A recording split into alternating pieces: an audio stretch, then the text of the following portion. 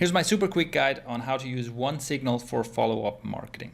OneSignal is a tool that you can use to send push notifications to people, and it's simply another way, another channel in which to reach people. So just like email and social media and so on, OneSignal gives you a way to send push notifications to people's phones or desktop notifications that appear instantly, very simple small messages that appear, for example, when you publish a new blog post. Now, to do this, you create a OneSignal account, and for your website, if you're using this on your website, all you need to do is create the Google Chrome and Firefox integration and the Apple Safari integration. And you do this, you go to configure, it's fairly simple, you get some keys, you paste them in. The important thing to mention here is you don't actually have to set this up for Apple iOS and Android and all this, because we're using it on a website, so people will experience your website in a browser even if they're on their phone. And so the Android and Apple iOS setups are for actual Android and iOS apps. So the setup is actually quite easy. You can do this in a few minutes.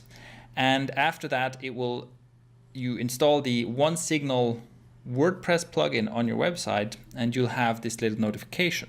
I'm looking at the plugin in incognito window so you can see what it looks like when you visit the first time after you've installed OneSignal. You see this in the corner here, this little notification.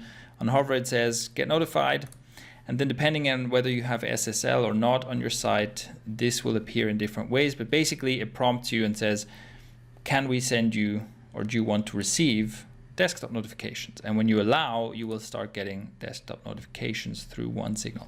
That's all there is to it. So people can subscribe like that. What you can then do is you can set messages to send out automatically. When you publish a new blog post, it will just send that out automatically as a push notification, or you can also send them manually. So you can manually compose messages, add your image and so on, and send them out.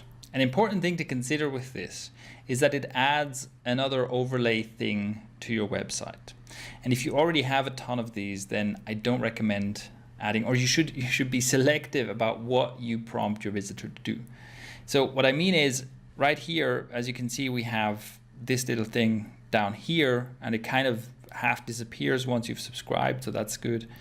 But if a new visitor comes here and you have, a slide in from one side and a pop-up and a chat widget on one corner and then the OneSignal widget in the other corner, that is too much, and you're overwhelming your visitor, asking them to do too much. And the same on this, or especially on a phone, right? If they come to your site on the phone and you have like multiple overlays, it will take up all the screen space.